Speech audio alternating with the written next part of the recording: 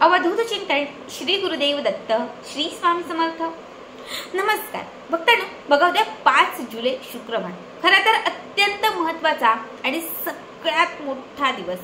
उद्या ज्येष्ठ मासाचा शेवटचा दिवस। बघा उद्या ज्येष्ठ अमावस्या आहे। परवापासून म्हणजे 6 जुलै पासून आषाढ महिन्याची सुरुवात होत आहे।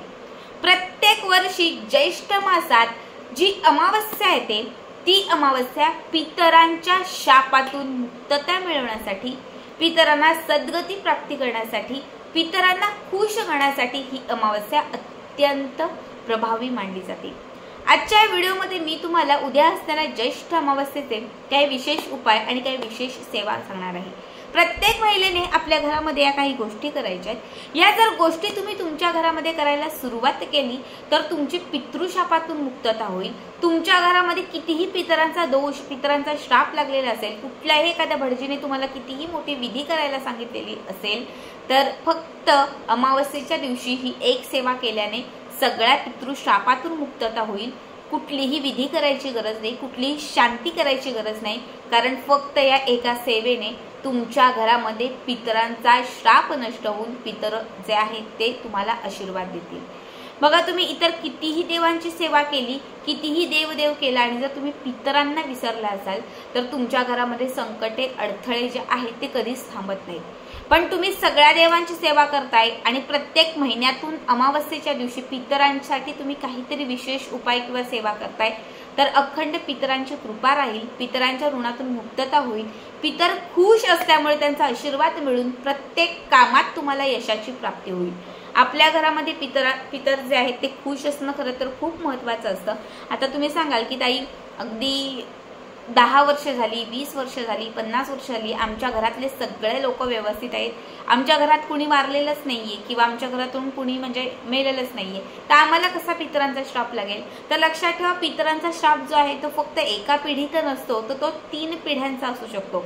आपली पिढी, त्याच्या मागची पिढी आणि त्याच्या पाठची पिढी, अशा 3 पिढ्यांमध्ये आपल्या घरात कुणी ना कुणी वारलेलं असतं।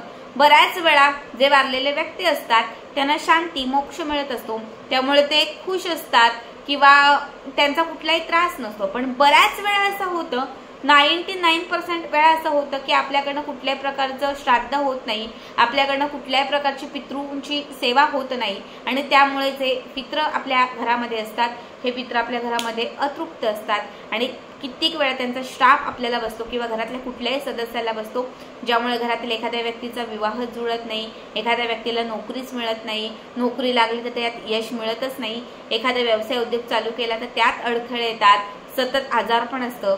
जर असे अडथळे सतत तुमच्या आयुष्यात चालू असतील तर लक्षात घ्या, कुठेतरी आपल्याला पितरांचा दोष लागलेला आहे। त्याच्यासाठी उद्याचा दिवस अत्यंत महत्त्वाचा आहे।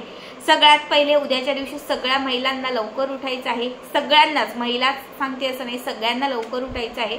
अंघोळीचं जे पाणी आहे त्या पाण्यामध्ये थोडंसं गोमूत्र, पंचगव्य घालायचं आहे, चिमूटभर हळद घालायची आहे आणि त्या पाण्याने स्नान करायचं आहे। जर उद्याच्या दिवशी अशा पद्धतीने तुम्ही स्नान केलं तर पवित्र स्नानाचं पुण्य तुम्हाला लाभेल आणि नजरबाधा काही असेल तर ती कुठेतरी नष्ट होईल। त्याच्यानंतर उद्या आपल्याला आपल्या घरातील सगळी जळमट, घाण, केर, कचरा, कुठेही काही घाण साठलेलं असेल तर ते सगळं आपल्याला घराच्या बाहेर काढायचं आहे। खरं तर हे प्रत्येक अमावस्येला तुम्ही करत गेला तर तुमच्या घरात कधीही कलह होणार नाही, तुमच्या घरात कधीही नकारात्मकता राहणार नाही, कारण घरामध्ये जाळ आणि जळमट जी आहे ती खूप नकारात्मकता ओढावून आणते।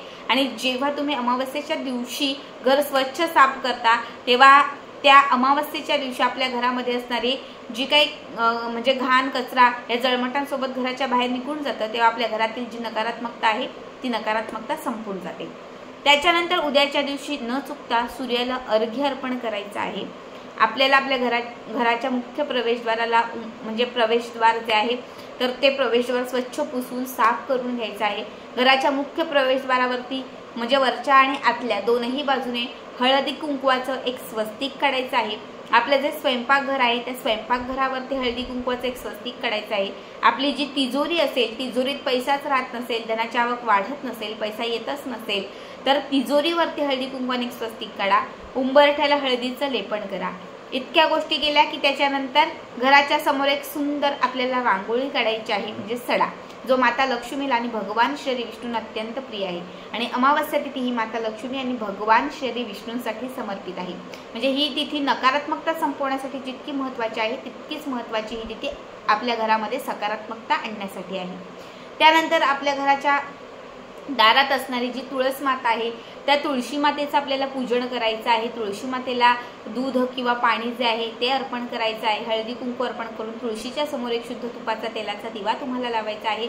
यानेही तुमच्या घरातील नकारात्मकता संपून घरात सकारात्मकता येईल.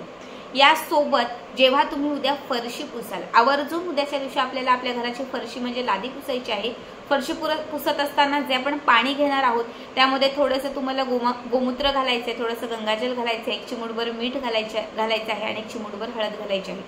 हे सगळं मिक्स करायचं आहे आणि सगळं मिक्स करून नंतर तुम्हाला तुमच्या घराची फरशी पुसायची आहे. जर ही सेवा ही तुम्ही प्रत्येक अमावस्येला केली तर तुमच्या घरात कधीच गरिबी राहणार नाही, कधीच दरिद्रता राहणार नाही. घराकडे नेहमी माता लक्ष्मी म्हणजे माता लक्ष्मी जी आहे ती आकर्षित राहील. घरात नेहमी सकारात्मकता येत राहील. पैशांच्या अडचणी ज्या आहेत त्या सुटत जातील. यासोबत उद्याच्या दिवशी म्हणजे अमावस्येच्या दिवशी दानाला विशेष महत्त्व आहे. आणि उद्या ज्येष्ठ मासातील ही अमावस्या आहे, ही दान करण्यासाठी अत्यंत प्रभावी आहे. तुम्ही काहीही दान करू शकता. चपला दान करू शकतात, वस्त्र दान करू शकतात, काहीतरी कापड दान करू शकतात, खायचे प्यायचे जे पदार्थ असतात ते दान करू शकतात. शक्यतो काळ्या रंगात तळलेले जे पदार्थ असतात किंवा काळ्या रंगाचे जे पदार्थ असतात ते तुम्ही जर अमावस्या तिथीला एखाद्या गरजू व्यक्तीला दान केले तर त्याचा असंख्य पटीने आपल्याला लाभ होतो. आयुष्यातील अडथळे आणि संकटे दूर होतात आणि मनातील इच्छा पूर्ण होतात. एक छोटीशी वस्तू जरी तुम्ही एखाद्या छोट्या बाळाला, छोट्याशा एखाद्या बाळाला असेल किंवा एखाद्या मोठ्या व्यक्तीला तुम्ही एक छोटीशी वस्तू जरी दान केली ना तरी उद्याच्या दिवशी त्याचं तुम्हाला असंख्य पटीने पुण्य मिळेल. ठीक आहे. याच्यासोबत आता उद्यासाठी आपल्याला पितरांची सेवा करायची आहे. बघा, उद्याच्या दिवशी आपल्याला आपल्या घरातील पितरांना सद्गती मिळण्यासाठी एक दिवा लावायचा आहे. हा दिवा तुम्हाला मोहरीच्या तेलाचा लावायचा आहे. आपल्या घरामधील जो दक्षिण भाग असेल त्या दक्षिण भागात उद्या संध्याकाळी एक शुद्ध मोहरीच्या तेलाचा दिवा लावायचा आहे. 5 मिनिटं त्या दिव्याच्या ठिकाणी आसन टाकून बसायचं आहे. ओम पितृदेवाय नमः, ओम पितृदेवाय नमः या मंत्राचा 108 वेळा जप करायचा आहे. आणि उद्याची दिवस म्हणजे उद्याची रात्रभर हा दिवसाच पेटता दक्षिण दिशेला ठेवून द्यायचा आहे. याने तुमच्या पितरांच्या म्हणजे तुमचे जे पितर आहेत त्यांच्या कुठल्या गोष्टींमध्ये सतत अडथळे येत असतील तर ते नष्ट होतील आणि त्यांचं जे पुढचं काही जीवन असेल तर ते प्रकाशमय होऊन जाईल. ज्यामुळे त्याचा जो उजेड आहे तो तुमच्याही आयुष्यात पडेल आणि तुमच्याही ज्या काही अडकलेल्या वाटा आहेत त्या मोकळ्या होतील. हा उपाय देखील प्रत्येक अमावस्येला तुम्हाला करायचा आहे. याने नेहमीच तुमच्याकडनं महिन्यातून एकदा का होईना पण पितरांची सेवा होईल आणि पितर तृप्त होतील. जर तुमच्या घराच्या आजूबाजूला कुठेही पिंपळ वृक्ष असेल, बघा पिंपळाच्या झाडाखाली पितरांचा वास असतो आणि अमावस्या तिथीला हा वास म्हणजे पितरांचा वास जो किंवा पितरांचा प्रभाव जो आहे तो खूप जास्त असतो. अमावस्या तिथीला तुम्हाला पिंपळाच्या वृक्षाजवळ जायचं आहे. तिथे गेल्यानंतर एक वाटीभर तुम्हाला म्हणजे एक खोबऱ्याची वाटी घ्यायची आहे आणि त्या खोबऱ्याच्या वाटीत तुम्हाला थोडीशी साखर किंवा रवा घालायचा आहे. ही खोबऱ्याची वाटी आणि साखर रवा जे घेऊन गेलेले आहात ते पिंपळ वृक्षाच्या जवळ ठेवायचं आहे. एक शुद्ध मोहरीच्या तेलाचा दिवा तुम्हाला पिंपळ वृक्षाजवळ लावायचा आहे आणि तिथे जाऊन तुम्हाला तुमच्या पितरांसाठी स्मरण करून तुम्हाला जर काही अडथळे संकट असतील तर ती नष्ट होण्यासाठी प्रार्थना करून पिंपळाच्या झाडाला प्रदक्षिणा घालायच्या आहेत आणि त्यानंतर घरी निघून यायचं आहे. यानेही तुमच्या आयुष्यात कितीही मोठा प्रखर पितृदोष लागलेला असेल तर त्यातून मुक्तता होईल. पितरांच्या शापातून मुक्तता झाल्यामुळे कामातील अडथळे दूर होतील आणि तुमची जी काही कामं आहेत ती मार्गी लागतील. त्याचबरोबर बघा, जर खूप जास्तच अडथळे असतील, वाटते की ताई आम्हाला पितृदोष आहे पण मार्ग कसा मिळवावा समजत नाही, तर उद्याच्या दिवशी गोमातेची सेवा करा. गोमातेत 33 कोटी देवांचा वास असतो. सगळ्याच देवदैवतांचा वास हा गायीच्या म्हणजे गोमातेच्या उदरामध्ये असतो. जेव्हा तुम्ही अमावस्या तिथीला गोमातेची सेवा करता तेव्हा त्या 33 कोटी देवांचा आशीर्वाद मिळतो, ज्यात पितृ देव जे आहेत तेही असतात. आणि जेव्हा तुम्ही या गोमातेची सेवा करता तेव्हा आयुष्यातील अडथळे संकटे दूर होतात, सगळ्या शापातून मुक्तता होते आणि तुम्हाला जे हवं आहे ते मिळत जाते. अत्यंत साध्या सोप्या या गोष्टी आहेत. उद्याच्या दिवशी या गोष्टी जर तुम्ही केल्या तर नक्कीच त्याचा तुम्हाला खूप चांगला अनुभव येईल. कामातील अडथळे दूर होऊन, पितरांच्या शापातून मुक्तता होऊन, पित्र जे आहे त्यांना सद्गती मिळेल आणि मनातील इच्छा पूर्ण होतील. आजचा व्हिडिओ कसा वाटला कमेंट करा आणि पुढचे व्हिडिओ पाहण्यासाठी चॅनलला सबस्क्राईब करा.